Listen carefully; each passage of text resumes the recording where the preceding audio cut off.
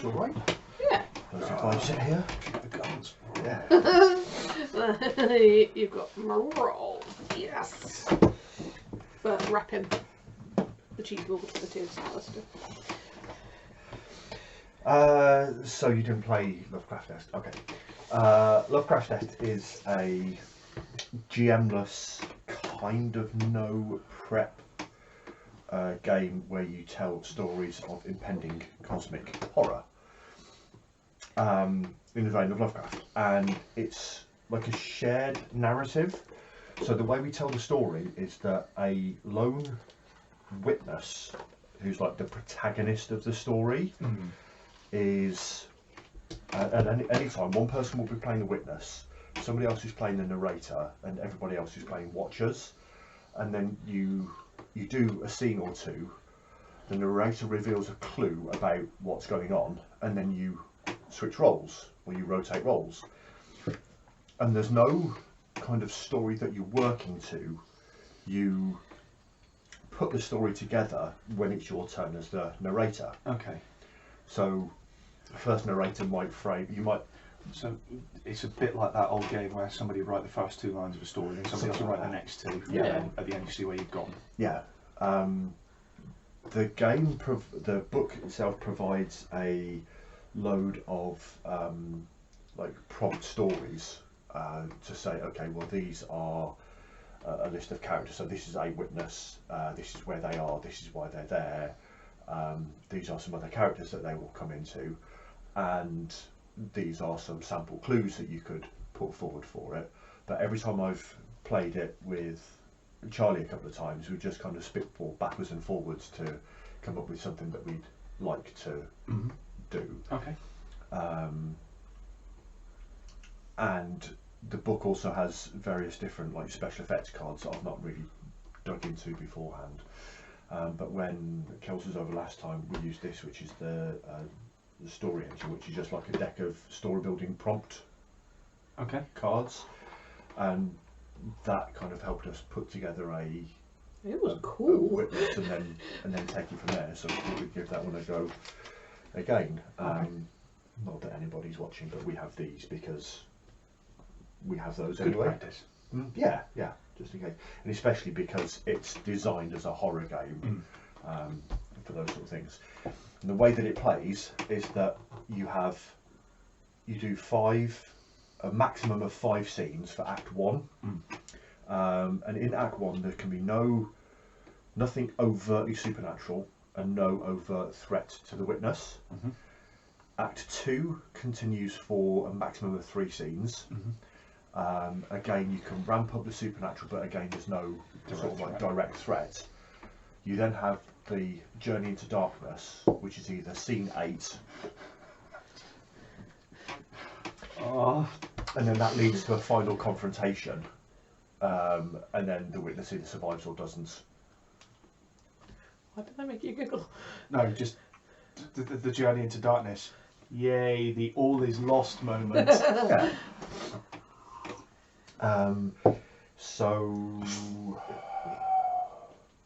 So what we've got on here is that we've got some agents who are like the character cards. So Dave, if you care to cut and draw one. That's good. Yeah. And then you have a look at that one. So I don't reveal this. Yeah, well, no, you reveal it. This is basically a weaver, a bard, a monk, or an invoker. Now, if we want to do it as a fantasy one, we can do, but that's from the fantasy expansion. If we want to do one that's we want one of those each. Oh, okay. I can remember. Yeah, and these are for writing the clues on. Okay. Oh yeah, because you put your idea, what you think's going on. And what you do after every turn, after every scene is finished, when a clue is being revealed, you do like a leap to conclusions. So you write down and keep it private what you think is going on. Okay. Kind of almost like Clue at the same time. Yeah. Okay. Do we want to draw again to see if we can find like a more modern day? No, because I've immediately got an idea with the monk thing. Okay. So we have a monk. Are we talking about like a medieval fantasy monk or I'm just going to check something. I'm going to use the old Wikipedia to check something. Monk. And I've probably spelled it wrong.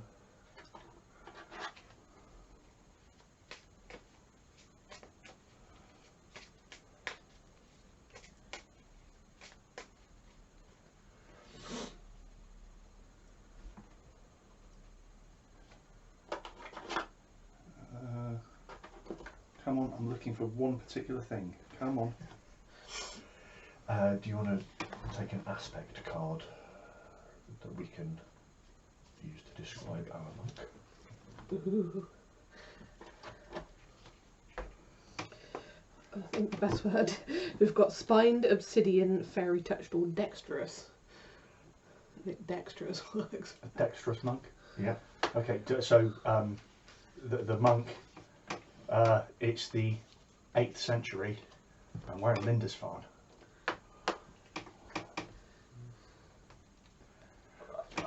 Okay. So in normal history, in I forget the year already, Lindisfarne was sacked by the Vikings. Lindisfarne was a monastery. Okay. I was sat there thinking, what's the name of a place where a group of monks stay? It's a monastery. Yeah. There was a monastery on Lindisfarne, and the Vikings sacked it. Okay. Or is that going to be too difficult to? Is it reasonably remote? It's like a little island just off the coast of Scotland, Okay, that's ideal. kind of thing.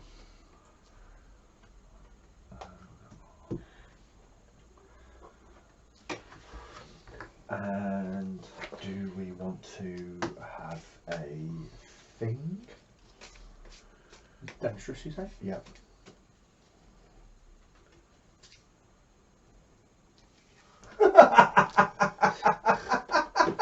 It's almost if it's meant to be. Where's the not magic card? Yeah, yeah.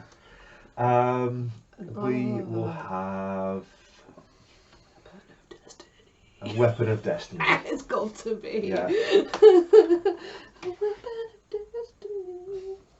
And Dave, if you want to draw an aspect for the weapon of destiny, Let's go here. and choose one of those. Blasphemous, thorny, plucky, or bloodied? I think blasphemous. I have an idea. I have an idea. I've also got a few ideas. But underneath this monastery is legend, is the resting place of the Spear of Longinus. Yes. Yeah, I was thinking something very, very similar. Yeah. Yeah? What did you have? I wasn't going specifically for the Lance of Longinus, but I was thinking some sort of relic-y thing. But the blasphemous thing was making me think that maybe there was something that was... So the monastery is built on top of a existing Norse kind of site, and under there is Mjolnir or some such, and that's why it's blasphemous, because it's now a Christian holy site that's now hiding a pagan thing. Ooh. Oh, I like that. And And they know. And the Vikings know, and that's why they're coming to sacked it. Lindisfarne. They were looking for it. Okay, yes.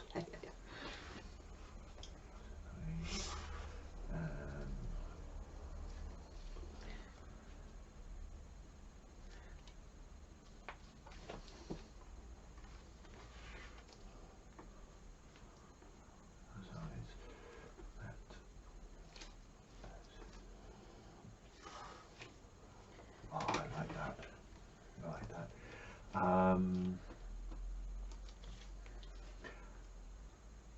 And part of me wants to cast, because when we say a dexterous monk, obviously the D&D player makes you think like a ninja style monk, Yeah. but it isn't. It's going to be somebody that's small and wiry. And was it Name of the Rose, where young Matthew Broderick plays a young Yes. monk? I haven't seen that film for a very long Yeah. time. But he's very much like a junior. Yeah. Yeah.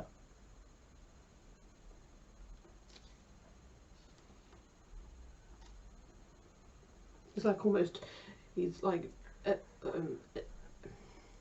got initiate to the. It's like the kind of the friar maybe, and some of the kind of the more senior monks, they've got that they know what's going on there. And he was orphaned, and obviously sent away here. Yeah. That's a little bit obvious, but it kind of Sometimes the tropes are the way they Yeah. are. Should we have another aspect for him? Yeah. Yeah. Do the honors. Ooh. Treacherous, glorious, cloying, wish granting. I think that we'll possibly tag that one onto the monastery itself, like cloying. Yeah. It's got a very Arkham feel to it. Mm-hmm. Even when you're completely alone in the cloisters at night, there's always a feeling that somebody's there, Most definitely. talking to you. But you're not quite sure. Where it is and what it is, yeah. And on Old spirits, but you wouldn't believe in that because you weren't aware. You're not Oh. aware as a. it's particularly bad on days where the When brother mist is in. and the brother, like on you know, whichever day of the week it is, that the entire monastery observe a vow of silence between, you know, sunrise and sunset, and that's the day where the voices are heard most strongly, and everybody assumes that it's somebody else playing tricks on them to try and frighten them, And break their vow and of breaking, silence. getting them to break the vow. Yeah, I'm not going to be able to write. My wrist is having too much to do. So we will.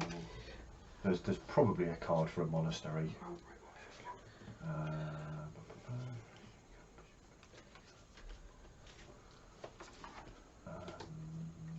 Do you reckon that's good enough to go on?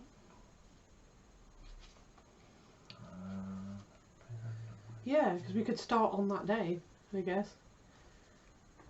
That day of the week, it's the silent vow of silence day. I think we should give it a name. Don't know what. There we go, Red Church. That's close enough.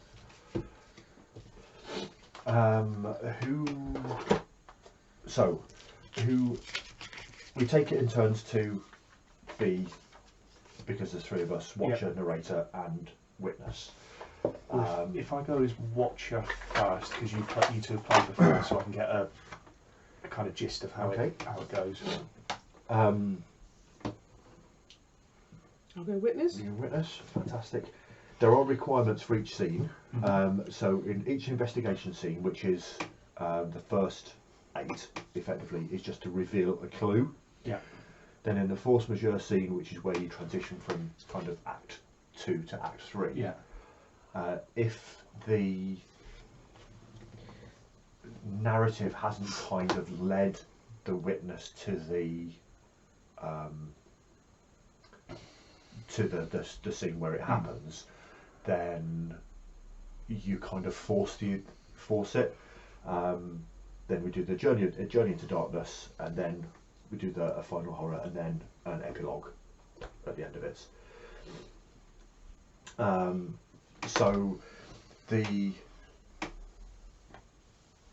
kind of, I think the story starts, like I say, it's matin, so it's the first morning bells are ringing, and normally that's like a call to prayers, because that's what is done. But on this day, I think it's possibly once a month that they honour this vow of silence. The kind of somewhat forlorn, broken bell that's rung out is muted. Yeah, it's muted almost even more because the fog is in and it is heavy, and the footsteps of all of the monks are kind of muffled, and you know where normally you'd hear the kind of slap of the sandals on the leather, or leather sandals on the stone flooring. Normally it will be quieter on this day of silence, but the fog is kind of muting it almost more than that, and there's going to be, you know, the odd bleat of goats which are kept just in the monastery, just so they've got, you know, milk and meat and whatever. And even and that's the thing that I think makes it more cloying, is that normally you can hear the sea, no matter where you are in the building, apart from the real deep cellars, and that is muted and missing. It is, everything goes silent. It is like, apart from that, and we still haven't given our witness a name. Does he even have one? No. I think he doesn't have his birth name anymore. No. Because he's kind of like been given over to the monastery, but he would have a name.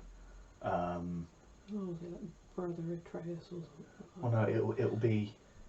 It tends to be kind of like, you know, people take names of the disciples or something like that. You know, Luke. So he's one of the younger monks. Yeah. He's not necessarily privy to all of the kind of like the deeper knowledge, but he's beginning to have suspicions. His name's Thomas. Ooh. Yeah. Nice.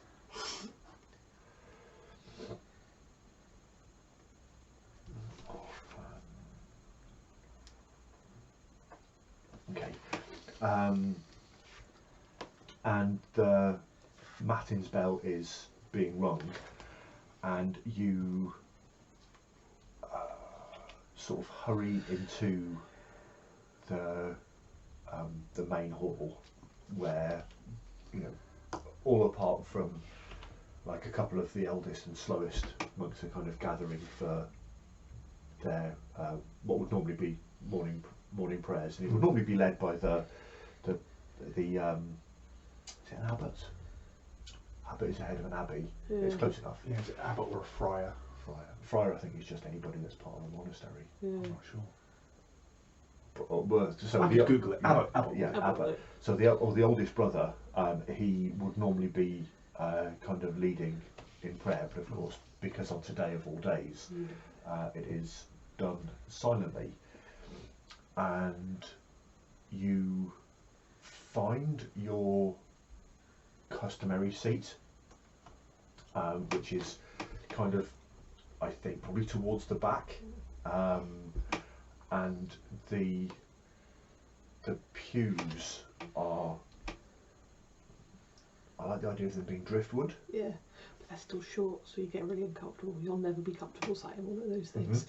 It's like, it almost just you're like perched on it because it's being driftwood. And I think that you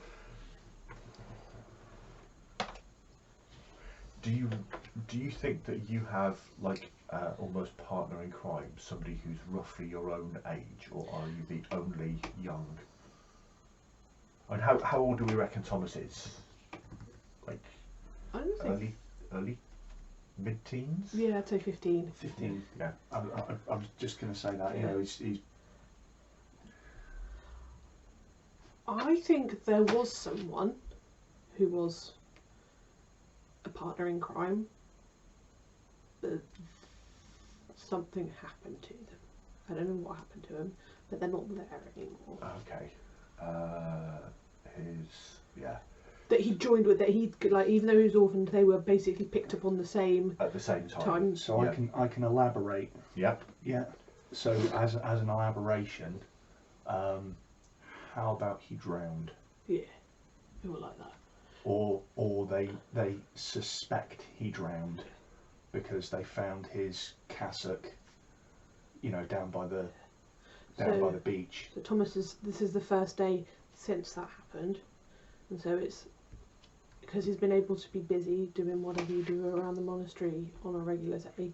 This is the first day of silence, and it's really made it obvious, and that's all Thomas can think about today, is that normally the two of them would be sat at the back of the hall, you know, being silent but giggly or whatever, you know, doing whatever they've got to do, and then the last day of silence they'd really come to notice the odd feeling that came across the monastery, and they'd kind of been talking about it since that point, and the friend had said that he was going to discuss it with the abbot. Yes. Yeah. Yeah. I like that one. Okay. So Thomas is feeling very sad right now, very lonely. Yeah, I'm guessing very much that he's realised that everybody else in the monastery is in their dotage. Well, 40s and 50s. This is the 8th century, which is dotage. Yeah. And there's like there's one abbot, I think, that's been here, and he's, you know, it's rumoured that he's like nearly 100 years old, and he very rarely leaves his chambers because he's old and he's infirm. But the rumour is that he's kind of been, he's seen things. Yeah. But he only ever comes out on Day of Silence. That's when, because everyone comes together on that day. It doesn't matter who you are, what your situation. It's something that come out. You've got to do. Ooh. I'm feeling like already. And so I think that the sort of the morning prayers is where it hits you, and you barely manage to make it through this first like hour until the bell tolls for the second time, and you leave the chapel. And where is your kind of place that you used to spend time with him in between your chores?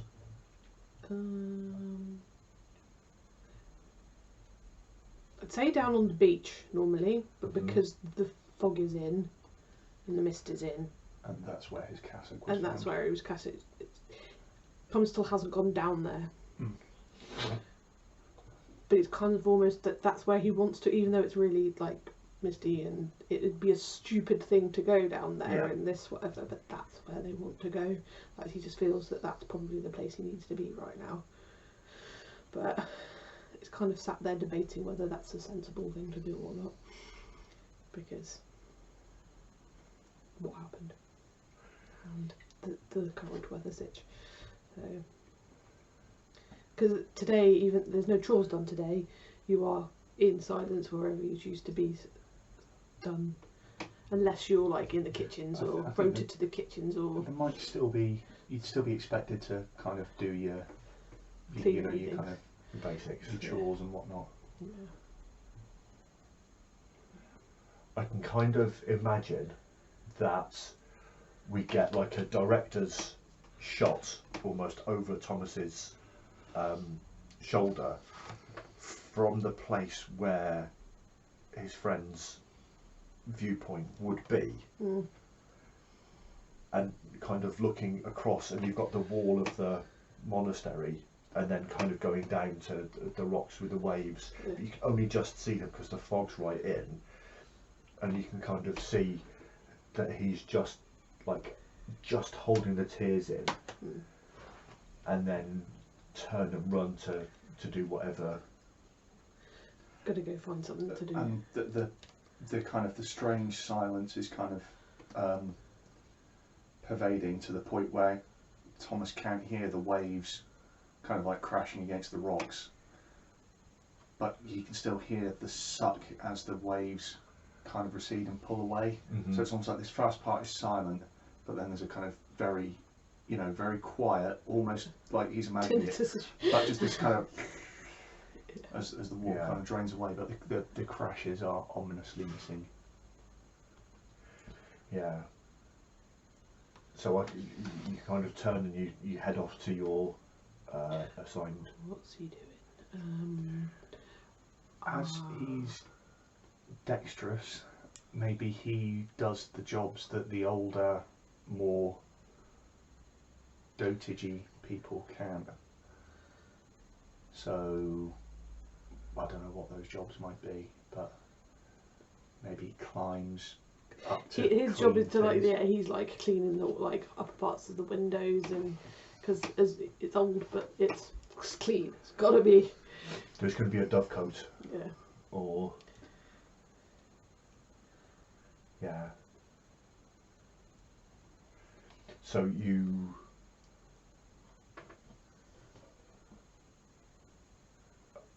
Okay, so you kind of you head off and you get the bag of grain or something for feeding the doves. Scramble up to the side of the dovecote and kind of inside, and it's almost it will stink in there, Yeah. but it's a familiarity and routine that kind of starts to centre you. You clean and you start taking care of the birds, and I think possibly at a couple of occasions you almost start wanting to speak to them, but then a part of you thinks there's nobody else around, they won't hear me, but it's like no. Because they'll know. Yeah. Someone always knows. And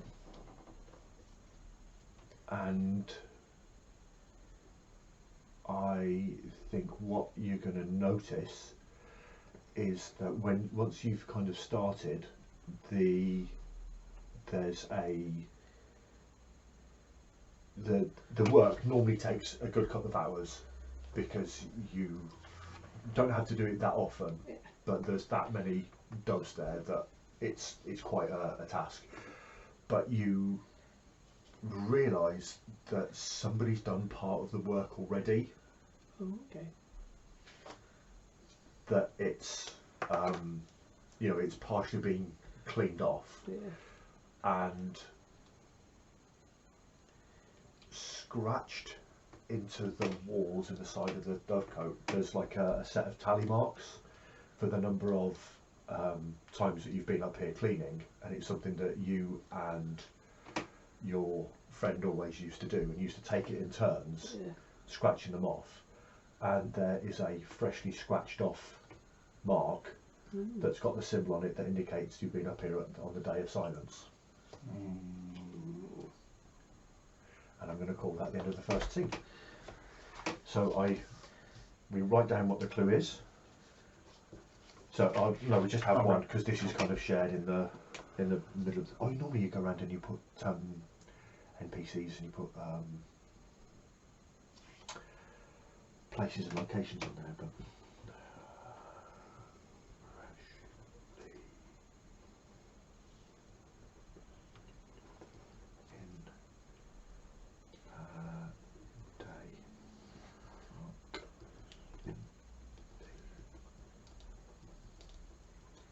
coat. And then we write down what our leap to conclusion is. Do you want another card? If you've got one for notes and one for your leaps. Put mine in here. So after one. His friend hasn't been given a name.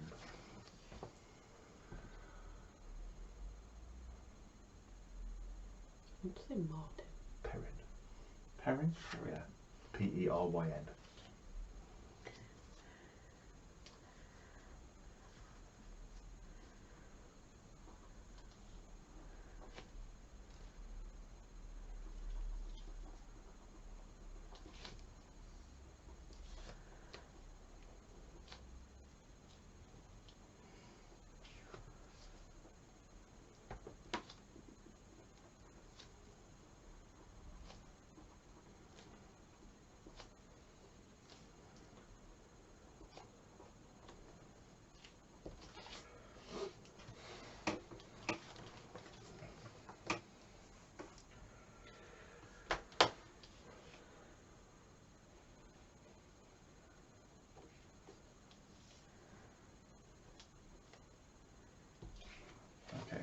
reveal those. No.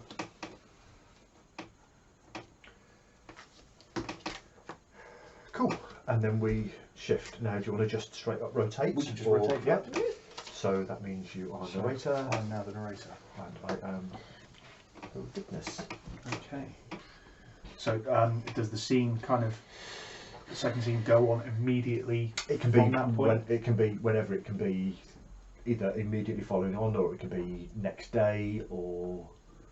Okay, so I'm going to say that it kind of like immediately follows on, and Thomas has this moment of kind of like the opposite of deja vu, and kind of feels, you know, that just this sense of kind of like vertigo almost, you know. Did I come up here before? Was I up here this morning? Mm-hmm. And did I not remember because of everything that's gone on, or has somebody else been up here? And then starts thinking about who else it might have been that's been up there, when something else kind of like occurs to Thomas. Up in the Dovecote there's obviously a lot of droppings, Yeah. and there's a lot of kind of feathers, Yeah. and they're usually, you know, white and, you know, whatever, because doves. Yeah. And there's normally, you know, from somewhere in the recesses, the sound of cooing, but it's been very, very quiet, and littered in, there are more white feathers than normal, and littered in with the white feathers there's the occasional black feather, and then just once you hear a caw. Okay. That's going to be worrying enough, because usually if there's a raven or a rook in here, they are, because they're so much bigger than the doves.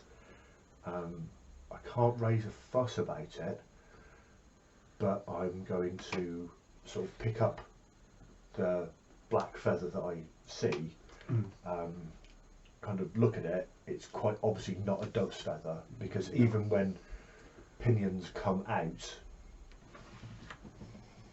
and you can kind of see the chain of logic in Thomas's head, is that this is a pinion feather.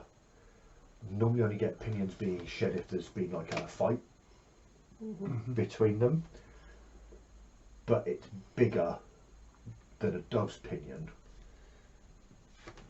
It bears investigating, and he kind of makes a mental note. And can we do an inner monologue? Yeah. So we say, okay, I'm going to ask Brother Anthony about this, because you know, he's the one that knows about birds and so on. So I think Brother Anthony.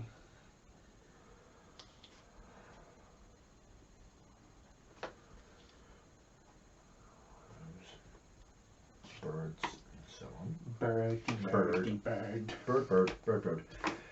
And then he kind of tucks it into his.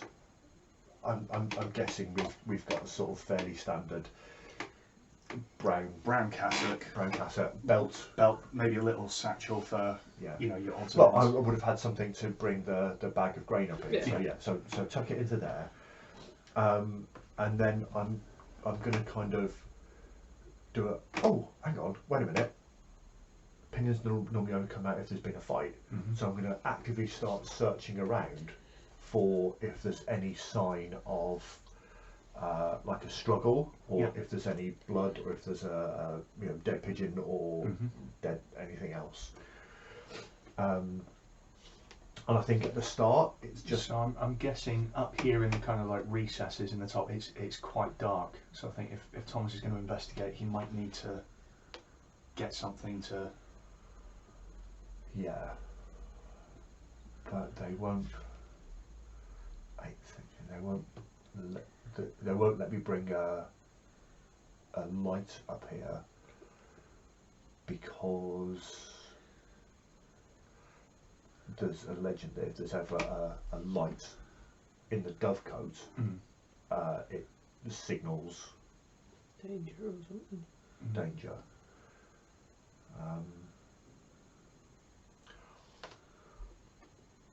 I know I'm the witness and I'm not supposed to be suggesting things, but I think we've just kind of mushed everything together anyway. Yeah. So This is truly collaborative. yeah, it wasn't built as a dovecote. It was built as a signal beacon, Ooh. and it's got That beacon's lit. like this a stone thing in the middle, where normally you'd put wood and everything in there For a brazier. Yeah. for like a coastal Yeah, definitely. signal beacon. And I'd not. Thomas doesn't realise that that's what it is, because it's where, you know, they've got like a wooden frame, but they've put like dove's nests on the wooden frame rather than anything else. Yeah. Yeah. So is Thomas lighting it? No, he doesn't have a way to do so. Out of character, I know that, you know, you've got that much bird shit anywhere, it's gonna go boom if that does happen. Yeah. And see, he's, I think, So investigating the kind of, you know, brazier that you've not really paid any attention to before, but you realise if it's there for like to be a beacon, somebody from outside's going to need to see it. So there's going to be a hatch or a window or something that can be opened. It's still fairly early in the morning. yeah. So although it's foggy, you could, you know, see if you can find that window and open it and see if it sheds some light into what's going on. Yeah. What direction is the hatch when we find it? You know, is it towards mainland? Is it towards the sea? It's towards the sea. Yeah. Because it's kind of it's a beacon for the people on the island, but also a beacon for, you know, the people who would maybe have been out fishing or whatever, so they can find their way back to shore. Yeah. So I think there's a. Is there a secret hatch? Does that mean something else? There isn't a secret hatch. So Thomas is Yeah. actively looking for it. And he's not the most learned, but he's quite. I'm actually gonna transpose dexterous to being agile of thought. Okay. Yeah. To a No, degree. that's fine. And where the construction of the tower is, it's the same on three sides, which are open where the doves come in and out. So he kind of has a look on the opposite side, sees where there possibly were like hinges or something attached beforehand, looks at this side which is closed off, and then kind of works out and sees that there's like bolts or pins. Yeah. So he finds the hatch, and the thing about secret isn't necessarily the hatch itself, but kind of the hatch is wooden, but the kind of where the stone kind of like sill of the hatch is, on the lintel, there is carved one of those. Oh. No, I don't actually know what that signifies. Excellent. Okay. That is a vault nut, Okay. which is a Norse symbol that's associated with Odin. Okay.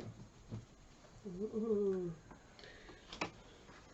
That's our next clue. And as the shutters are opened, Thomas can see around in there are no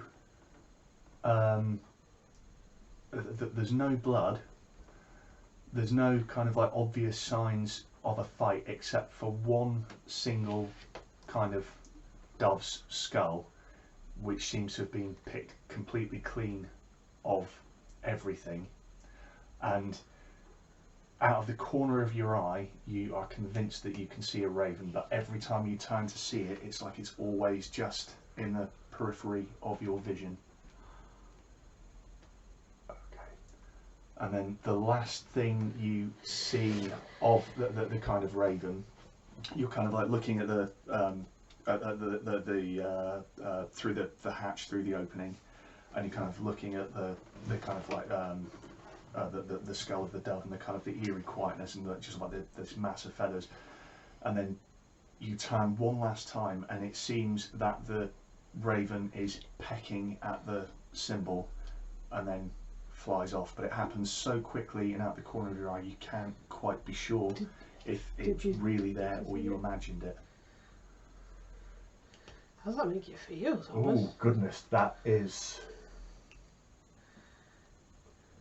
most disquieting, and I think, feeling wise,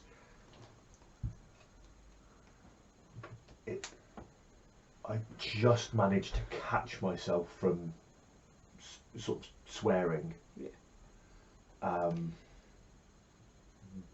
But I kind of stop, cross myself, shake my head, take 10 minutes to compose myself before I clamber back down again. Mm-hmm. So are you 10 minutes up there in the duck? So just as you're calming down, just occasionally, it's been fairly silent all morning. You know, the sound of the sea is being kind of like muted, but just every now and again you just hear kind of like this one sort of crash of waves, which kind of like comes out of nowhere and sort of like, you know, surprises you. And there's no rhythm to it. It's not like it's happening kind of like every third or fourth. It's just sort of like, you know, at random, one of them will be much louder, and you're not sure, but you're positive you can hear a voice buried into the sound of the waves.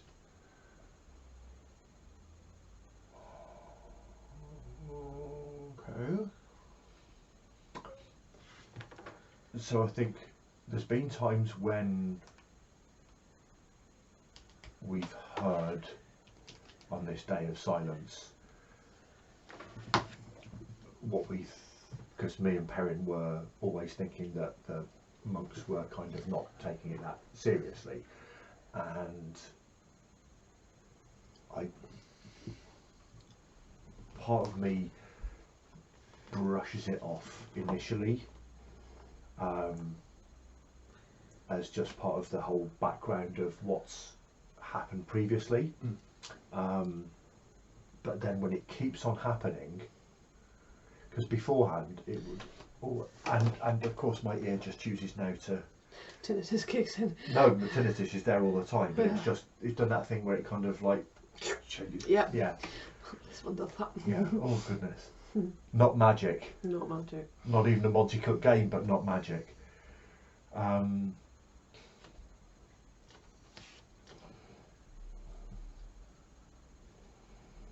I think as he's kind of straining to hear, because this is happening on every time there's a crashed wave.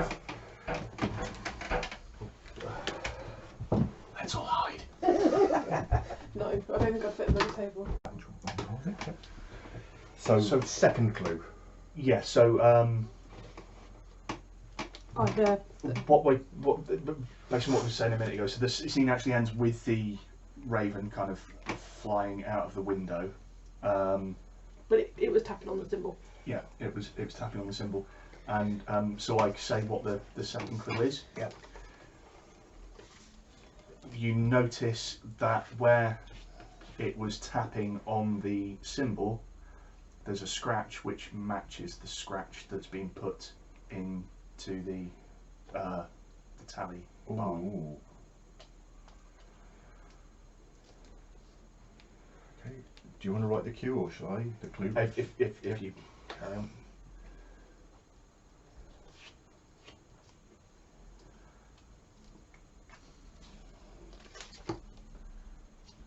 Did you see that? See what What I wrote?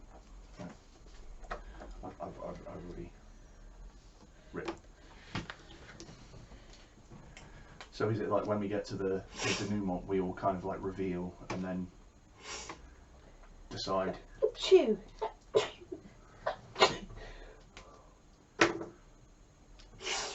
Yep. Okay, so there's the second clue. You have got the cutest sneezing. And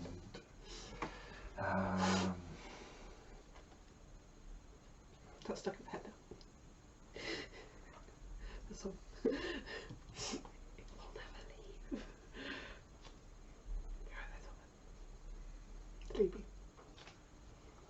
You know when you find, you know when you feel all of your bones inside your body and you feel the warmth seeping through, and it's a little bit uncomfortable, but it's the most uncomfortable you're gonna get. Yeah, it's that deep feeling.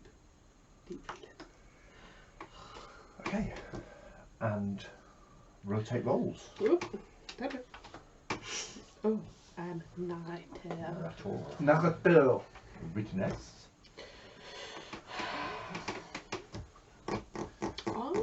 These earlier on as well, when you kept saying witness, all I was thinking of was Mad Max. Witness!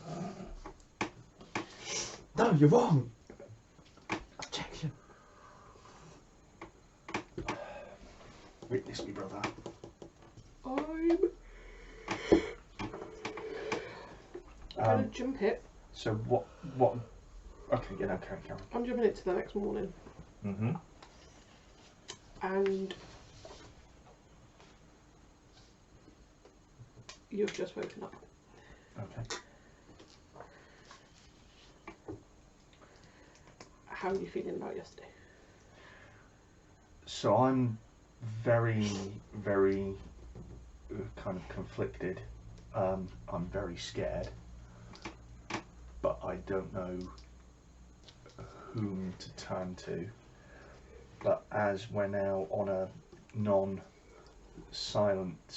day, I think after Matin I'm going to go and see Brother Anthony and find out what he knows about this feather. That's cool. So, complete opposite to yesterday.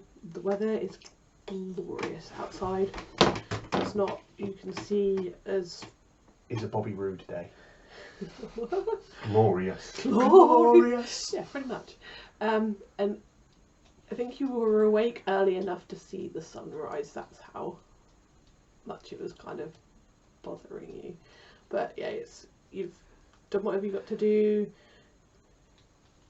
Meager breakfast this morning, but you had prayers and songs, and just that sound was always, I guess, it was, again, everything just seemed so much brighter, so much more. Like that bit in Interview with the Vampire when he's just been turned and he's walking through the thing, and just everything just seems that bit crisper. You've turned the contrast up like one notch and turned the gamma up one notch. And, but what's really weird about it is that it's actually kind of cold. The sun's out and the weather is glorious, but there is this nip in the air. Well, the way that I'm feeling about the kind of fact that everything seems, you know, brighter and kind of more saturated is ordinarily on a day after a dull kind of day, I'd be cheered by a sunny day, even if it's cold. But the light seems harsh and mocking, and it seems like oversaturated is the word.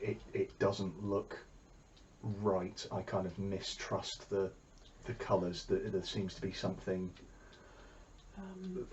mocking and sinister, and I don't know if that's because the colours are different or I'm different. Okay. can I add in every hymn and every piece of sung prayer in the matins was in a minor key? And you also noticed that the brothers, the older brothers towards the front of the I can't think of what space it's called, congregation, whatever. There's quite a lot of the older ones, really older ones, missing. But those that are there are talking in hushed tones. Like, you know, very whispery, very kind of, but any time one of the younger members of the group comes past, they're all like very quiet. So I think, yeah, you make your way to, it's kind of jump cuts to you noticing that, from you noticing that, and on your way telling yourself, I need to talk to someone, I need to go see Brother Anthony. So yeah, I think you can probably say Brother Anthony. Yeah. So yeah, I find Brother Anthony. What sort of? His office. You've turned up to his office. So he's got a. he's kind of got his own room rather than sharing. So is he got some sort of function? Like, is he the Abbey's what's the word I'm for? Quartermaster's not quite the right word, but you know what I mean. He's in charge of Librarian. Is he Yeah. the librarian? Yeah. Because we've established that he knows birds and so on. That he is, I'm picturing Jeremy Irons, Okay. kind of reprising Alfred. Okay. Not Alanon. Hmm? No, he wasn't Alanon. Brom Brom. from Aragon. I don't. I You're not missing anything. yeah, I know I've watched it, but yeah. Yeah, they lined up all the soldiers in perfect rows for the dragons to fly to. Yeah. Behold, Imram of Twix. Watch. He did. I think.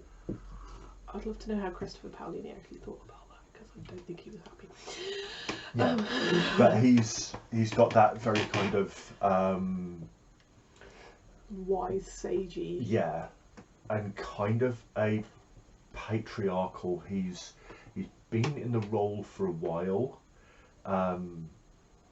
and he was possibly up for a promotion a couple of seasons ago, but turned it down. Yeah. So it's not like he's been passed over and is No. bitter. It's he's risen as far as he wants He to. And he has his books. He has his opportunity to study, and he's always fostered in Thomas. The main character in this is called Thomas. Oh, cool. Yeah.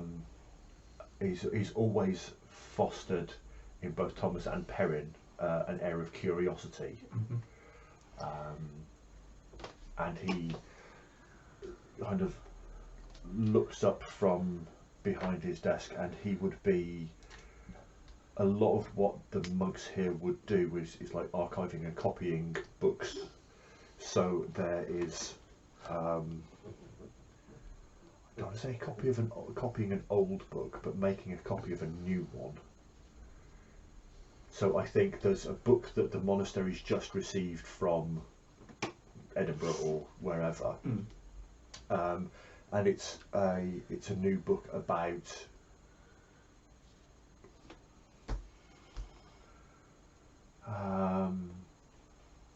it's gonna be something that he's quite. It's just a new book about farming or whatever, because this is obviously going way back, and he's been eagerly kind of scribing a copy of this book, and as much reading the one that he's copying to absorb the knowledge that's in it, and he kind of looks up and he's got ink stained sort of fingers, and he would look at you over his glasses if he was wearing glasses, or peer down his nose at you. Oh, young Thomas. Forgive me for the interruption, Brother Anthony. I was wondering if maybe I could ask you a few questions. Always. And he kind of sets his quill down very, very carefully and stoppers his ink vial, and then sort of shuffles over, and he's got a kind of a desk with a couple of stools next to it, and he kind of waves at you to sit down, and he grabs a seat and says, what seems to be ruffling your I'm going to go with the bird metaphors, ruffling your feathers. And as you said that, I kind of blanch slightly and say, so we're saying Thomas is about 15, and are we going with the Matthew Broderick name of the rose kind of thing? So not particularly kind of suspicious, but sort of like earnest, but just kind of like almost in a rush. Why are you asking me about feathers? You look somewhat out of sorts. He takes a second to kind of like calm down, and he looks around for if there's a tankard of...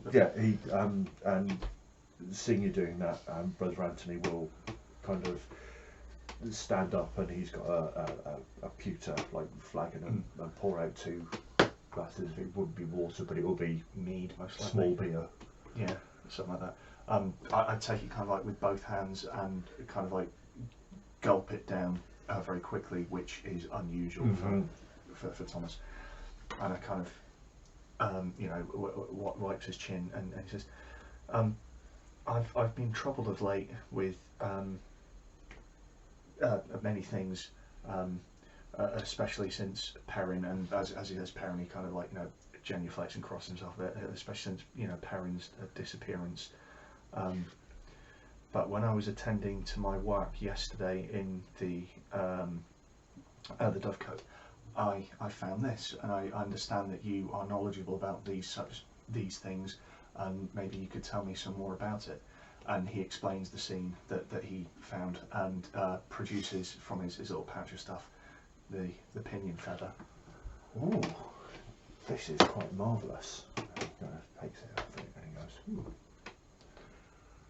And you just know that he's kind of looking to try and focus it, because his time working with the books has been has affected his eyes. Yeah.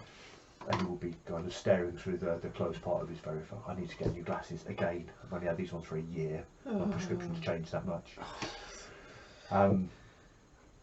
And there's, if I can be so bold as to inject a bit of a joke here, he says, "Wow, Corvus Corax, yeah, a crow or a raven.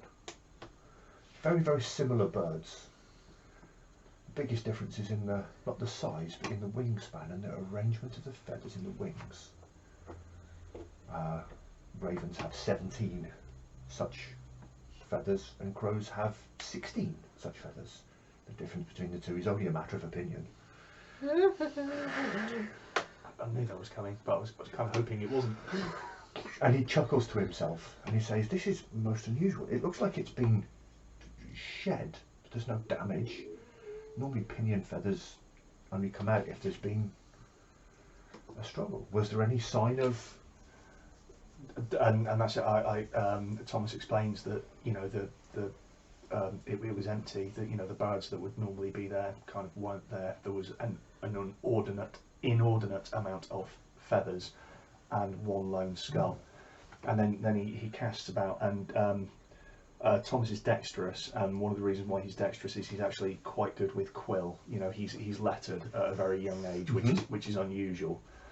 And, you know, maybe he's got aspirations of following Anthony into a kind of like, you know, scribe or librarian kind of thing. And he casts about a moment for a quill and an ink pot. And he dips the quill in the ink pot, and he finds a scrap piece of parchment, and he traces the Volk nut onto it, and, you know, shows it to Brother Anthony. And what do you make of this? I found it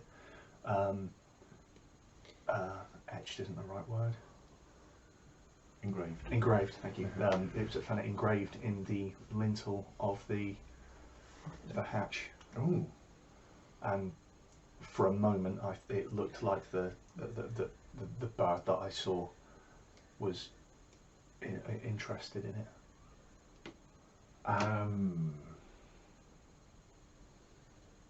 Do you want Brother Anthony to recognise it? Yes. Yeah. Okay. So he looks at it and he sort of crosses himself again, and he says, most unusual. And he kind of stops and mutters, and he says, I'm sure I have a book about that here somewhere. One moment. You said you saw a raven or a crow, or? I thought I had in the corner of my eye, but whenever I turned to look, it was gone. The weather that we had yesterday is most unconducive to larger birds flying. That's presumably why the dovecote would have been empty. One would have thought the doves would have stayed in there, but they may have gone to the mainland to roost instead. We're a little cold here. He kind of pulls a book down I'm kind of imagining the library from Doctor Strange, except without the chains. Yeah, I was thinking kind of like oldie. Yeah, like old library, but there's only about sort of 20 or 30 books in there, it's not and that is still for this time. Yeah, That's lots. Yeah, this is a treasure. And he puts the book onto the reading stand and flicks it open, or the book kind of goes to fall open because of the way that it's made.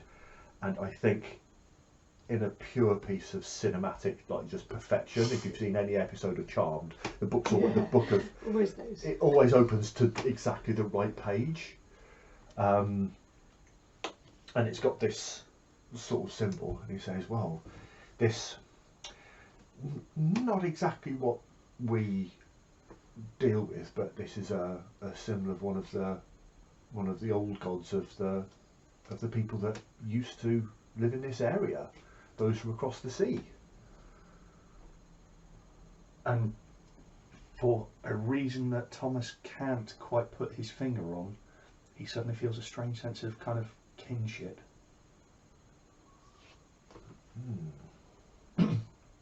Across the sea, you say? Aye, the people of this area, as you may or may not know, we travelled north when we established this monastery here, but the beginnings of the tower had been here for a while previously, and somewhere in history there had been travellers from the land of the Geats who came here and invaded and sacked up and down the coast. Are these the Northmen I've heard tales of? Oh, the Northmen, yes. And I kind of have to myself saying, but what would they want here? And Thomas looks sort of, kind of like troubled and perturbed, and he kind of, so the reading stand, I presume, would have been up, kind of like a lectern sort of thing. Mm-hmm. He goes and sits back down again and sort of, gazes at the floor in between his sandaled feet, just kind of like trying to make sense of all of the little kind of things that he's seen, or thinks that he's seen. Can I ask how Brother Anthony is feeling about this group of questioning?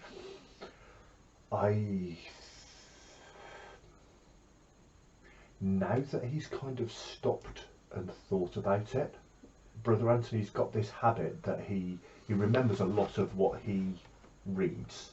It's one of the reasons why he's a good librarian. His script is wonderful, his comprehension is fantastic, but his retention is amazing, and he tends to respond with information and then think about the reasons behind. Mm. And he's very much aware that he does this. It's one of the reasons why he chose not to go for the promotion.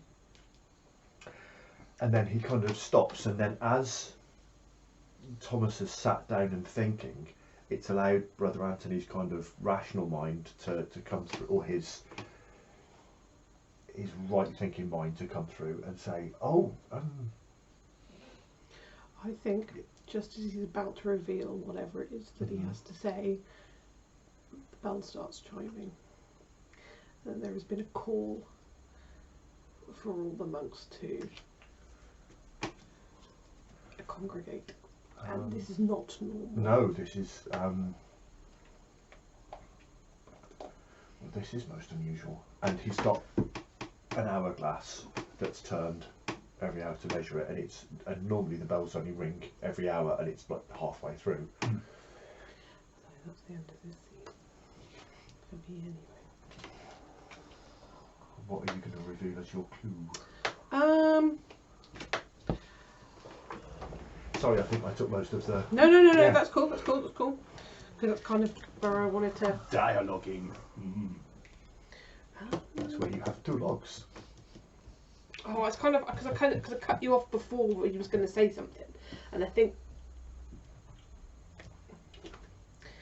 I almost want my clue to be.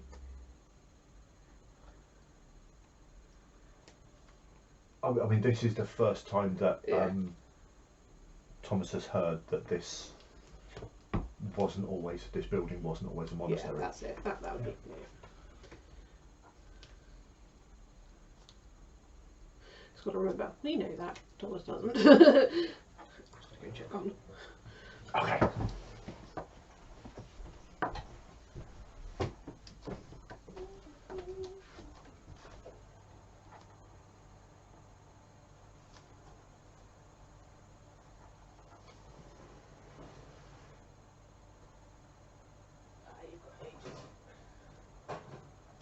Where have you got the second dial? Second one. Yeah. Oh, about 200. Okay. That's good. That's fine.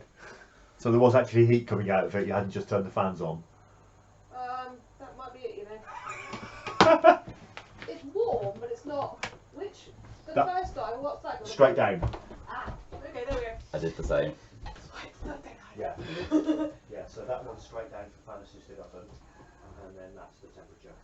Because I knew I'd changed that, but I just put it just on the fan, but not the Okay. okay. That's cool. So a little bit longer, but at least we figured it out. I knew that I couldn't remember. Charlie did tell me, and I'd forgotten.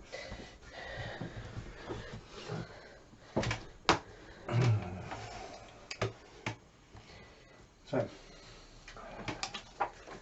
Oh, and a leap to conclusions.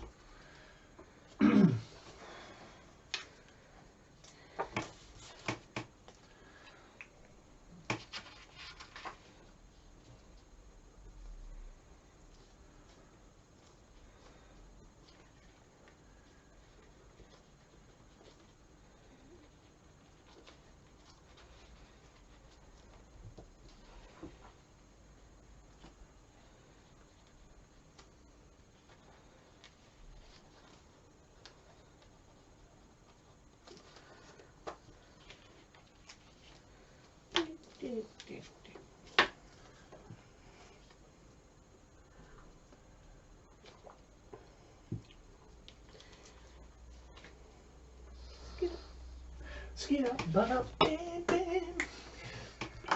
Check, take your butthole. I haven't seen your ring, but I haven't checked your ring. I bet ring I mean butthole. No, I'm not serious. I don't really think it's in your big brown business. It's just.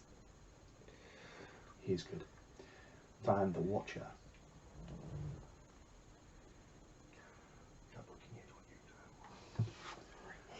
We control the vertical, we control the horizontal. We control the bow. Bow with the bow. Yeah, so I think it makes sense for it to continue in this gathered scene, or in the courtyard. I think the way the bell's been rung, and It was very. Like, I completely forgot to describe that. It was like very busy. Everyone's like, "Ooh, what?" and there's I'm not going to say a murmur. I'm not going to say a murmur, but there's a consternation. Yeah. And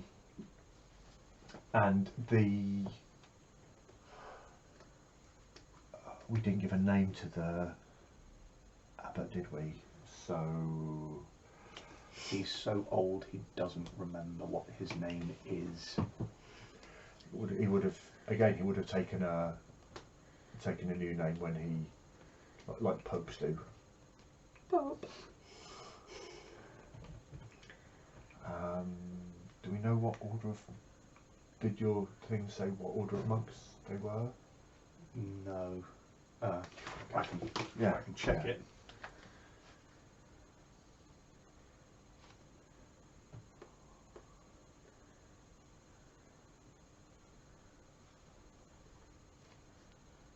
I think Benedict's good enough. Benedict was later. Yeah. But I could be wrong.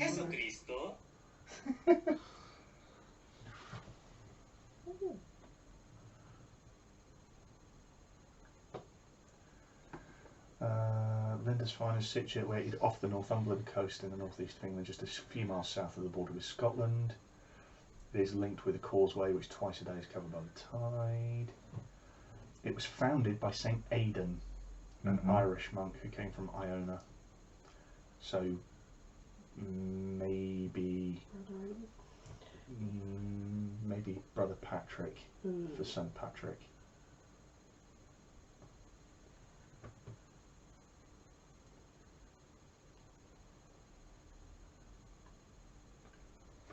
There we go. Anglo-Saxon names. It is St Aidan of Lindisfarne. Okay. So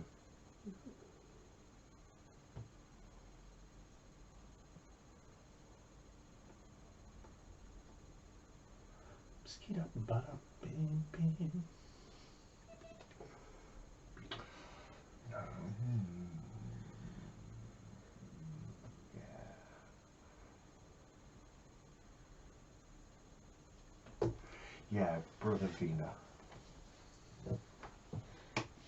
Vina. Vina, yeah, Abbot Vina.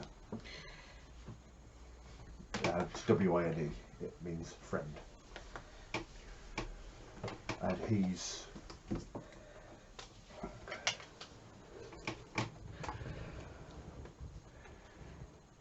kind of surrounded by a throng of people who are all facing him and trying to ask questions, but he's saying, well, we'll wait for everybody to get here, we'll wait for everybody to get here. And then you kind of catch him saying, no, we wait for everybody to get here. Has somebody gone to get, and he mentions one of the more elderly members, and it's, again, that's enough to spark the unusualness. And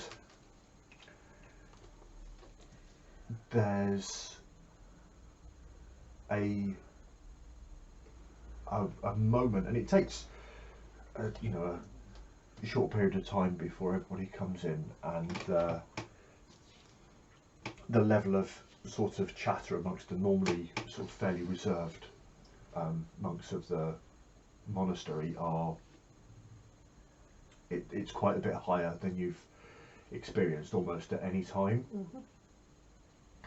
And then Abbot Vina, he kind of sort of claps 3 times, and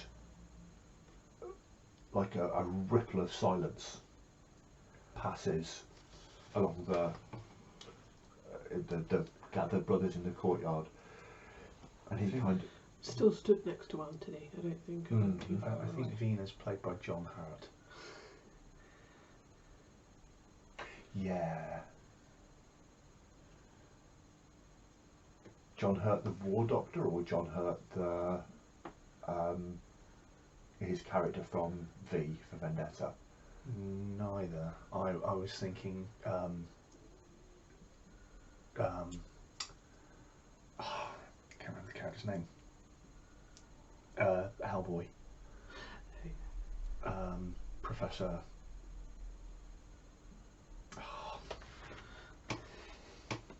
What from? Hellboy. Oh, okay. The kindly father figure. Yeah. Yeah. Okay. Yeah. Or, for that matter, the one with the train. Snowpiercer. Not seen Ooh, Okay. the movie's good. Yeah. Okay. Yeah. So he kind of claps 3 times, and the ripple of silence goes across, and he kind of steps forward, and he stands up onto a box or a brick or a lectern, just so his voice carries a little bit better. And in that very kind of clear, crisp tone, he says, "My brothers, I apologise for calling you all here out of our usual routine. it appears that, or we normally wouldn't do this, but there has been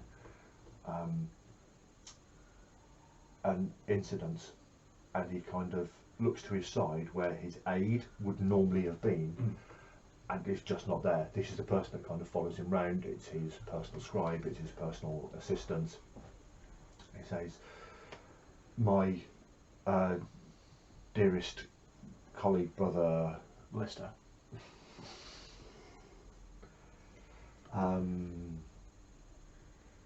Ilfrin, just another Middle English name, has been missing since just after Matins.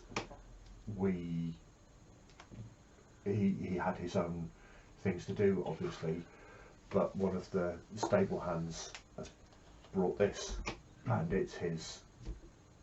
This is his cassock. It was found down on the beach.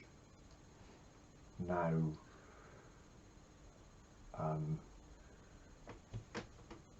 we're very much aware that this is in a similar manner to where Brother Perrin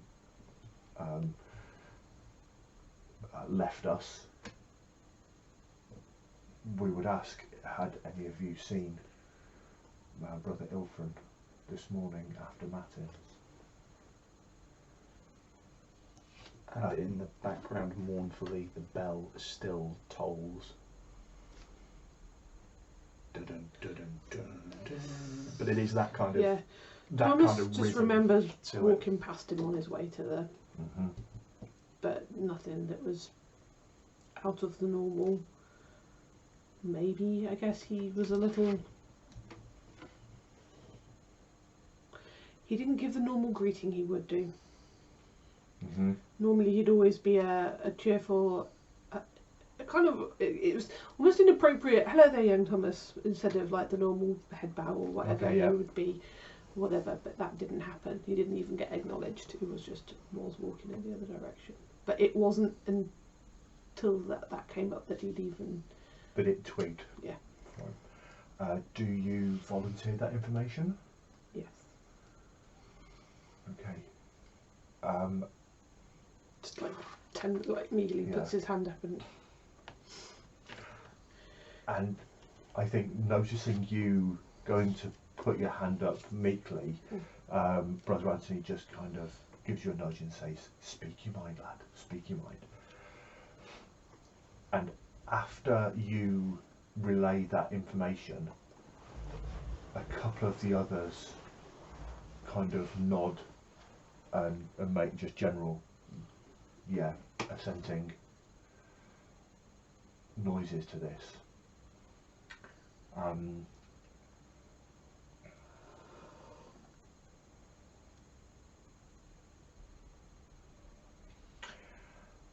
And the Brother Vina, or Abbot Vina, he kind of calls you forwards, and there's a couple of other people who said that they'd seen him, heading towards his chambers or doing this, that and the other, and he calls all of you forwards, and then dismisses the rest of the brothers to what they're scheduled for doing today. And he kind of pulls all of you, he asks all of you to follow him, and the majority are kind of mid-level scholars and scribes and whatever, and there's the guy that keeps the bees and that sort of thing, and leads all of you sort of back into the building and through the chapel and into one of the vestries that you don't recall having been used before. The building has got lots of rooms which are kind of excess. There's only about sort of 50 or so brothers here at any one time, plus a couple of stable hands and a couple of people from the village on the mainland. So there's lots of rooms, mostly in the cellars, but there's a couple on the main area which just don't get used because they're not needed. And he opens up the door, and I think inside it's got that thing where it's fitted stone walls, but it's got a musty, Yeah. I can smell that sort of smell. Yeah. unused thing, but the tang of the sea air is particularly strong. And They're like an odd breeze. yeah, Kind of, you can just feel it. You walk in the room and it's suddenly like. Ooh. yeah, This room's still above ground, yeah. it's above ground. Yeah, I think after a brief moment you realise that one of the walls must be one of the outer walls that's kind of directly above, because you can hear the waves crashing through from it. And he turns around to the gathered brothers, including yourself, and he says, "This is most definitely a sorrowful occasion. Brother Ilfram was literally at my right hand as I've guided and shepherded you through this time, and for him to have been taken from us, both spiritually and evidently physically, because he's still holding on to Ilfram's cassock, quite so soon and in quite such an unusual manner is almost it is most tragic event. Please, if we can work out his last few steps." And then he kind of starts going through well, you saw him then, and then you saw him then, and then you saw him then, and he kind of actually gets you to stand in the order that you saw him. Yours is quite near the start of it. Yeah, it was almost just after Matins. Oh, pretty much straight away. Yeah. It's almost like a denouement in a detective movie, where everybody's all together and Poirot or whoever is joining all of the dots. Is there anything? 1200 years later there'd be red string and an evidence board. Yeah. I was just kind of wondering if there's a connection between those of us that are here. Is there something about... Is it random, or is there a connection for some variety of... Are we all scribes, or are we all from different parts of the... I don't know what it has, but I just... Yeah. There's 12 of you. Okay.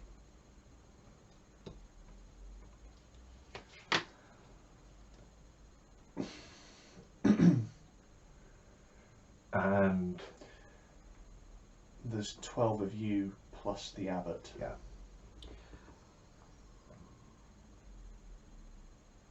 Thomas perked up and was like, would it be okay to ask if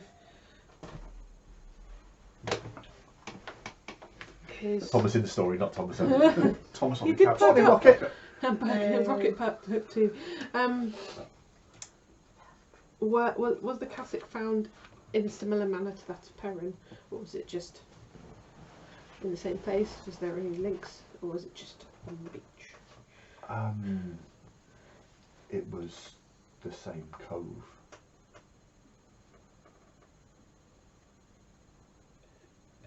Is anyone dead go in there?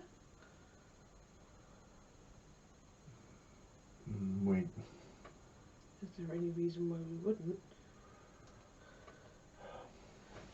We hadn't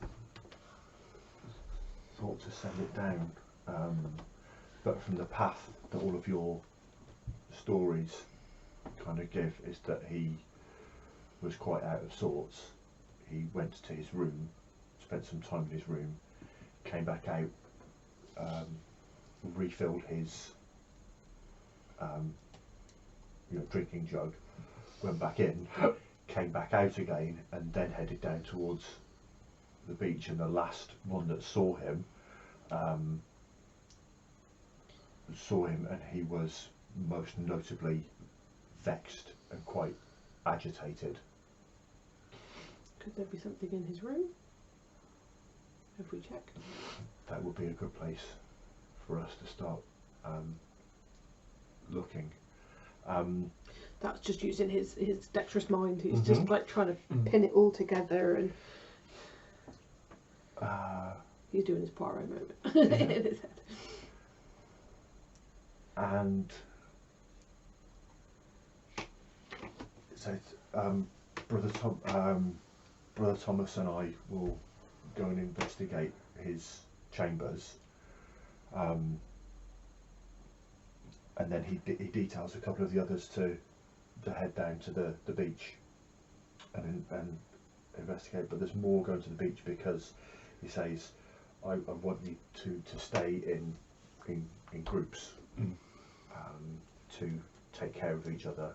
And he gets one other brother to come with you to his room, and he extends the casket to himself, and he says, Brother Thomas, would you mind carrying? Yeah. How does it feel? Does it feel damp at all? Does it feel? It feels a little damp, not as if it's wet, but damp as if, when you spend some time down by the sea and it's got like fog and mist that's kind of gone onto your clothing. Yeah, clammy rather than damp. Hey, you alright? Yeah. So yeah, what we've got the casset, which has got that kind of clammy wetness on it, and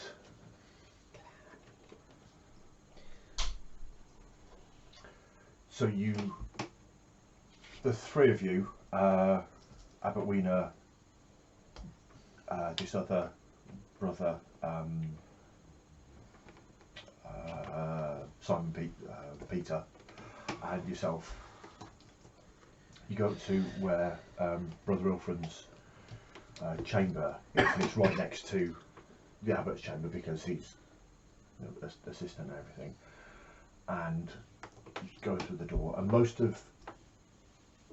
you've seen into the senior abbot's rooms before, or the senior brother's rooms before, and he's got his bed and a reading lectern and a writing table with bits and bobs all over it. And almost immediately, where most of the monks keep their rooms like really tidy, this is an absolute mess. Sorry, you mean Ilfrin's room? Or Ilfrin's room, yeah. And it's an absolute mess. And there is, the bed is unmade. There's a pewter drinking glass which is sort of on its sides, and the dregs of the contents have like spilt out across the table. There is a piece of parchment, and scratched all over the piece of parchment is that Volknut symbol, just like repeated, lots of different sizes, and it's got like one large one in the middle of it, which is beautifully done and illustrated, and you can tell that they've got smaller and smaller and more desperate as they've. Does it look like an untidy or unkempt, as if it's just unkempt, or as if someone's been looking for something? It's unkempt, as in the person that's living there has been not diligent with their. And from what you know, that's not Ilfrin, because he kind of helps structure the days and everything. So I'm gonna call scene there. Just as you're about to, and you kind of go around and you notice the kind of the drinking vessel that's on its side, and the kind of liquid that's coming out of it is clear, and you kind of like think that it's water, but it seems oddly sort of brackish, and when you check it on closer inspection, it's seawater. No, thank you. Black. Milk, please. Julie Andrews, please. Yeah. There I am, keeping a tally mark for what scene we're on when I can just look at the clues. Oh.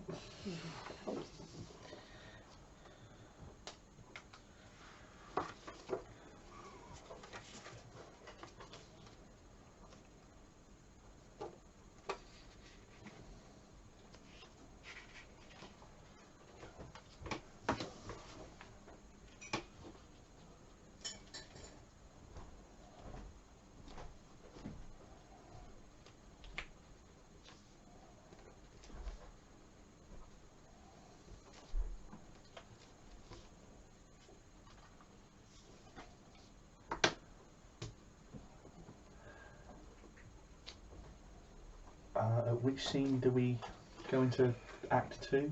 After scene, well, Act 2 can be at a minimum of 3 scenes. So part 1 is part 1 lasts for exactly 5 scenes.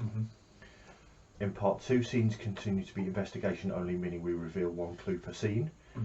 There's different, when you're playing with special cards, they give you much more supernatural effects. Yeah.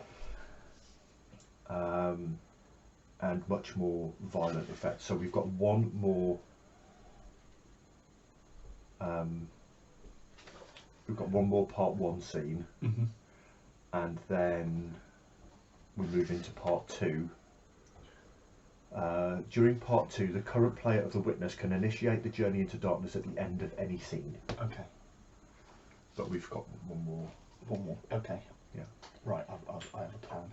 Because I'm the narrator for this scene, aren't I? Yes. So I've got an idea.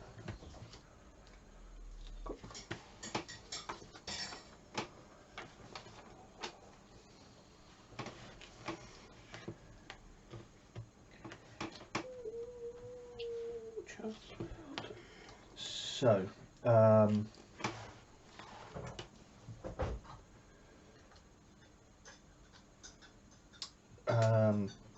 just checking. Brother Weena was with Thomas in Ilfrin's cell, looking at it. So once you've kind of like found the page of the vault nuts, kind of like scribbled on it, Thomas looks in the direction of Brother Weena, trying to,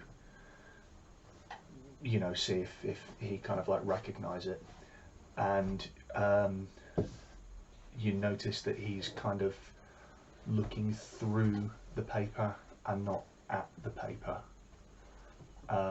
almost like he's entranced by something. Okay. Quite inquisitively, and quite loudly and quite deliberately, Abbott, this pattern, I'm sure I've seen it scratched, you know, engraved in parts of the building here before. Does it hold any special significance? And he doesn't react at all. It's as though you're not even in the room with him. And I'll turn and look at Peter and just kind of, do we Peter? The other Monk. yeah. I think Peter would go up to the abbot and place a hand on his shoulder and be just like, Father, Yeah. you're okay? With the touch on the shoulder, he seems to kind of like come back to himself, and he kind of like blinks a few times, and you notice that one of his eyes seems to go very cloudy just for a moment, and then it kind of goes back to normal, and you know, and then he's just back in the room as though nothing's ever happened. How do you mean one of his eyes goes cloudy? So kind of like imagine if the Undertaker did his thing, but it was just one eye. Okay. But you don't see him roll the eye up. It just kind of like sort of opaques over, and then it kind of, you know, goes back sort of normal. Okay. On seeing that, Thomas will kind of take a half step back and steady himself on a conveniently placed table and cross himself. And Peter, I don't think Peter notices. Peter was kind of to one side, kind of like tapping him on the shoulder, so no. Peter wouldn't. So he will turn to Thomas and be like, "Are you okay, child?" Yes, Thomas. Your eyes seem distant somehow. A trick of the light, I'm certain. He gives you a kind of very what's the word I'm looking for? A very kind of like, you know, fatherly, kind of grandfatherly kind of like smile. Just age, I'm afraid, my boy. You know. I think at that point Peter pipes up and says, "But we need to get you back to your room. You need to take a rest." Yes, it has been quite trying. I don't know quite how to manage the day without Ilfrin, and he kind of like, you know, casts around the room a little bit, and then his eyes kind of like fall back on the paper, and just for a second it's kind of like he kind of gets sucked back in again, and then he kind of but it doesn't last very long. It's just kind of like just a sort of like, oh yes, I suppose you're right. Thank you, Peter. And he kind of like pats you on the arm, kind of patrician. That's what I was looking for. You know, like, you know, very, you know, patrician kind of way. And he asks Thomas, what do you make of? It is a most unusual conundrum, Father.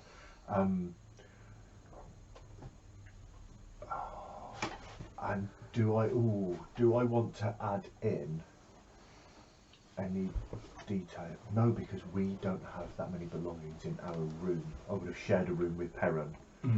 So Perrin's room wouldn't have been like this because we don't have stuff to scatter around like it. But it cells, isn't it? Yeah. It's you know, monastic cells.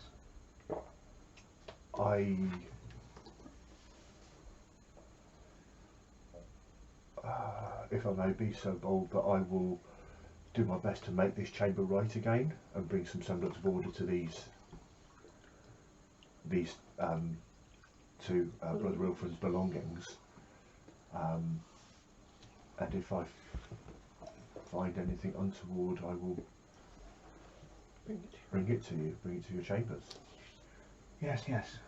Please do. Forgive me, brothers. I'm most distressed by the events of the day. He kind of very sort of like, you know, deliberately kind of leans on Peter. I think you are right. I think perhaps I should retire to my room for a while. Yeah, and he leads you. And with that, Peter leads. Is it Weena or Vina? Vina. Leads Vina out of the room, leaving you alone in the cell. It's kind of mid-morning, I guess, isn't it? Yeah. Because Thomas went to see Anthony after Matin, so yeah. And then there was the courtyard thing, and so that. Yeah, so it's kind of like it's approaching noon. Yeah. The windows are small. You know, it's not a big thing, but you know, there's a lot of light streaming in. But that kind of unnatural kind of brightness kind of almost seems to be turning up again. So kind of even the corners of the room where there's kind of shadow, it seems almost like the kind of walls are giving off a kind of sickly sort of eldritch light of their own. And it's kind of very subtle. It's nothing that you could kind of put your finger on, but like those times where you've got like a brilliantly orange sunset, but you can't see it, but it's casting like an orange light over everything. Yeah.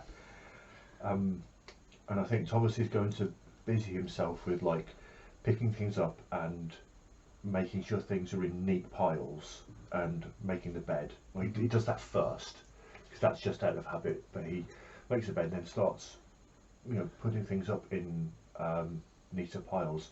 But he's very studiously avoiding the piece of paper. This main piece of paper on the desk. Okay, so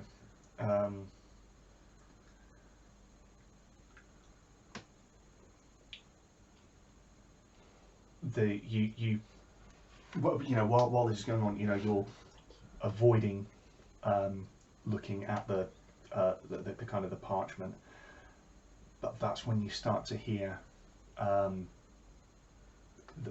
kind of the voice that was just at the periphery of your hearing during the day of silence. And if you stop for a second, you can hear it, and you just hear one word kind of like coming through, and it's almost like there's a kind of a chorus of whispers, and it's very, very quiet, and it's just at the kind of like edge of your hearing, but the one word that you recognise that kind of pops up every now and again is sun. S-O-N-O-S-U-N. Oh, don't know. I think for dramatic framing, from a cinematographic perspective, and just because I'm liking the recurring motif, Thomas starts hearing this word and then goes over to the small window, which is quite high up. Bless you. Kicks a box or a chest in front of the window because he's quite short. Stands on the chest and looks out, and this room overlooks the sea, and then that's where we hear that word coming through in the crashing of the waves. No. Oh, okay. No. The waves are today. The waves are just okay. Waves. They're making kind of like wavy noises. You go to the window, looking out, expecting that you're gonna hear that there. It's behind you. It's very, very clearly behind you. It's on the paper.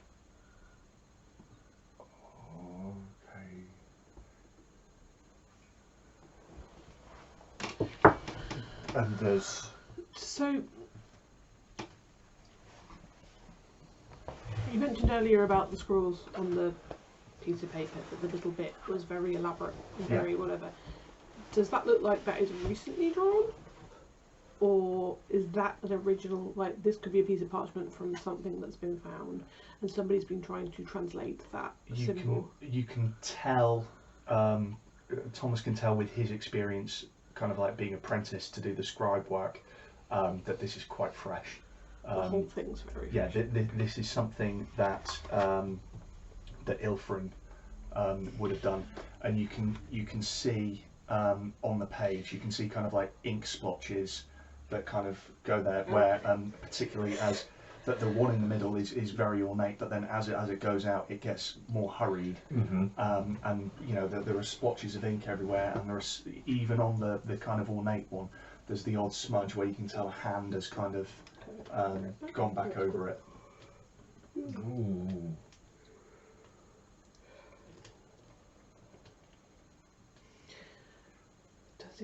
Does Thomas get drawn in? Yeah, I think he will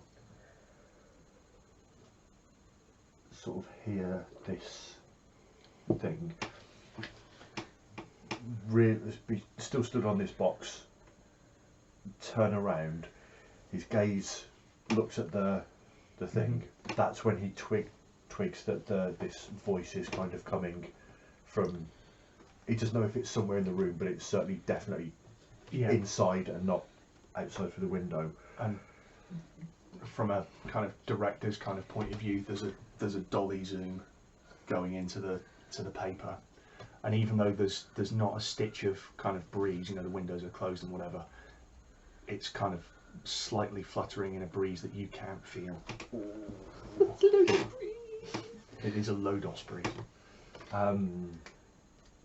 In which case he'll step down from the box, kind of with that I shouldn't do this, I'm thinking worried, and then reach out a hand which is visibly shaking, and then pick up this parchment. And the voice stops. And then he'll just kind of mutter, "What are you?" What are you? And we're going to call, almost going to call the scene. So Thomas is kind of looking at this piece of paper, kind of thinking, "What are you?" And then you hear a noise from the direction of the window. And almost unwillingly, he turns to see the big black bird. There are two big black birds. They're both kind of like sat there perched on the outside of the window, kind of looking at you quizzically. And then kind of like without warning, they both kind of like take off in this big kind of, you know, dramatic flutter, and your eyes follow them as they fly out over sea, where on the horizon you see masts. That's where we're going to end the scene. So what do you want to call the clue is literally going to be trouble on the horizon.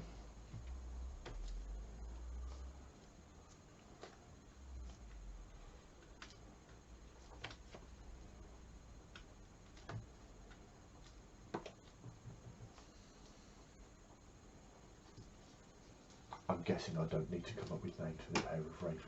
No. Okay.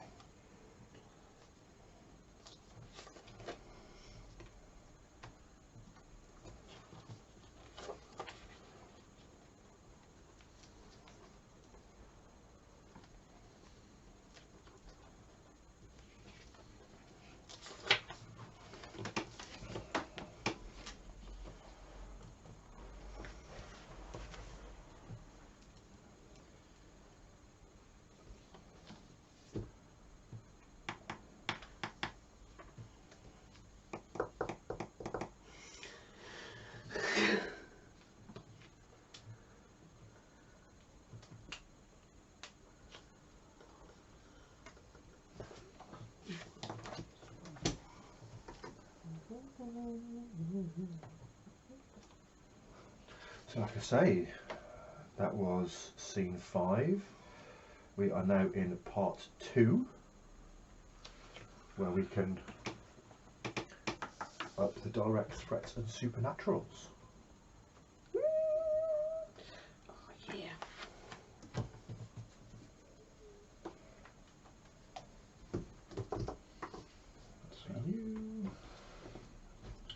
Oh yeah. And it's the witness that can cause the.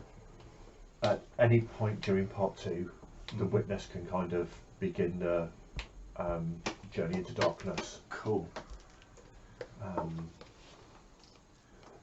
I mean, I'm slightly metagaming. I'm just thinking of time. Yeah, all. I was thinking that as well. Even if we do finish soon, we are totally bringing this back up.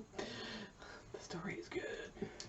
In part 2, the witness can begin the journey into darkness at the end of any scene, or the narrator of the next scene can make it a force majeure to force it.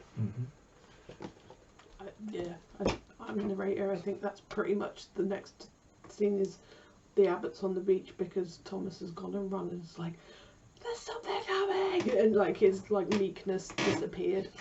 Lots of Thomases run to get the abbot and we've gone to the beach. Yeah, well, everybody is just like, is like, there's something coming. Potentially.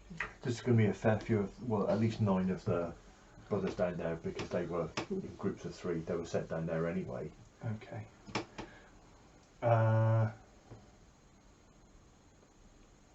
So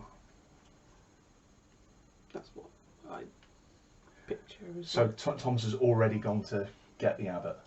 No, Or I think, he's going to get the abbot? I think the opening of the scene is the realisation of, oh, there's something coming, and then it's kind of almost like slow-mo, not slow-mo, but montagey of him, something's coming, and then the next flash is to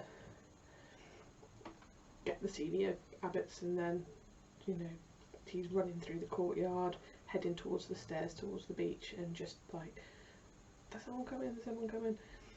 And then they're all gathered on the... Okay, so yeah, I'm pointing kind of like desperately to the horizon and saying, the masts. And kind of my initial question is everybody else seeing what Thomas is seeing? Yes.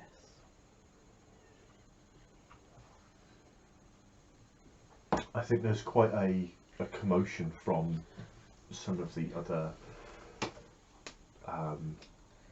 abbots, because they're going to...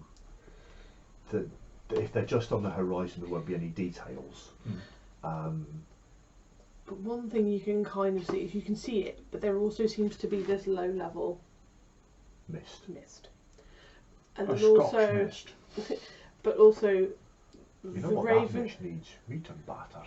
Oh, you can kind of already see the ravens in front,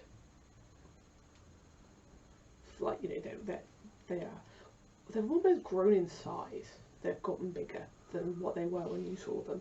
are the ravens flying back to the shore, or are they still going in the direction of the masts? They're not, they're almost hovering. They are just in the distance, but you can't see them going any further or coming back, but they're there and you can see them, and it's almost as if they're calling the... From somewhere further along the beach, there's a cry of, or you can hear 2 brothers sort of like crying out.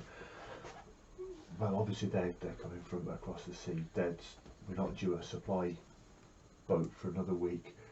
And then somebody cries, "Raiders! Raiders! Raiders! Sound the bell!" Yep. And so, almost in kind of like a state of panic, Thomas is going to answer that kind of cry and turn back towards the monastery and start kind of like scrambling towards the... 3 steps at a time. Yeah, kind of like, you know, doing one of those runs where he's always on the verge of falling flat on his face, but somehow is managing to keep upright, and, you know, running to the bell tower. So yeah, you make it up the stairs and find your way. Can I interject one there? Part way to the bell tower, you remember the things that you saw in the dovecote, and you remember that there's the sort of like light. Oh. The wooden thing for the beacon there. And it's at that point you then make the decision. So, yeah, rather than going for the bells, You scrabble around to find something that would help you light that. yeah, so I'm going to run into the library where I'd spoken to Brother Anthony, and I'm going to go to the kind of the pile of kind of like scraps from where things have been kind of like miscopied or whatever, and I'm going to grab as many of them as possible and just kind of like stuff them into my satchel, and then I'm going to grab a little bit of kindling and a flint and a steel, and kind of I make the leap and realise that the brazier is a brazier, and so I'm going to go and light that. So kind of like just grabbing armfuls of stuff and stuffing it in there, and then I'm going to run for the dovecote. And again, it's kind of like I fly up the ladder, almost as though it's not there. It's kind of like, you know, sort of like 3 rungs at a time, kind of like, you know. And I think the viewer gets not necessarily a sort of a flashback scene, but we're reminded of where you'd gone up there the previous day. You'd had memories of you and Perrin going up there, and it was always a chore to climb up the ladder. Whereas this time it's just there's almost no time. It's almost like when you're watching. Have you ever seen like those 70s Spider-Man things with Thingy Hammond? Yeah, playing it. The way that the speed I'm going up has got no relation to how fast my arms are. I'm just kind of, you know, sort of like hoisted up, and then you know, when I get up there, kind of like I run over to the you know, the hatchway first, and I kind of like, you know, open that before I do anything, so that the light kind of like comes in, and I turn back to the brazier, and I take all of these papers that I had, and I throw them into the brazier, and I get the kindling, and I get my flint and steel, and I start doing that, and it catches kind of like relatively kind of like quickly, and the brazier lights up, and it's only after I've lit it that I realise that the piece of paper with the Volknut on it is in amongst that bundle that I've just chucked into the fire, and the flame is not a flame that, you know, it's not a normal orange flame, it is a sickly green flame. Ooh.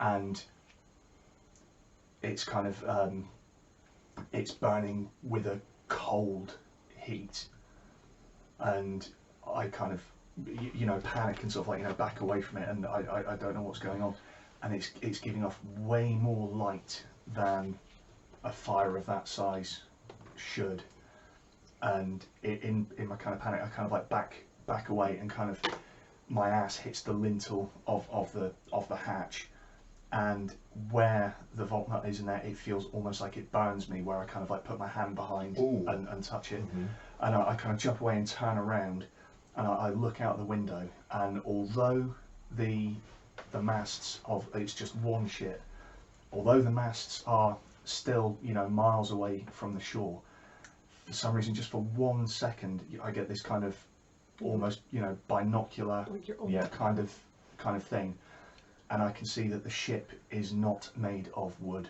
it's made of fingernails. Ugh. Cool. You know what this is. What do the wild hunts sail on? Ah. It's the Nagelfear. And that's where I'm going to do, this is the descent into.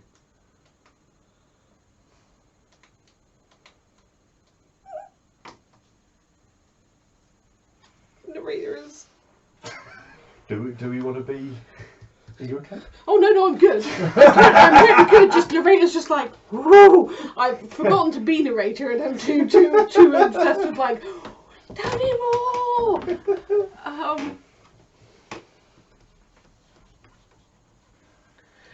I think another brother's come up behind you, and you can hear the bell ringing because they noticed that you hadn't rung it, and they'd gotten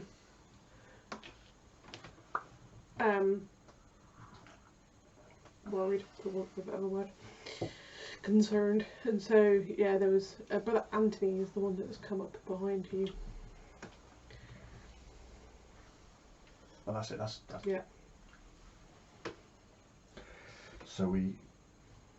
In fact, you got this one before. It's 10 past 10. Do we want to save the descent for Yeah, I think we're gonna have to another time.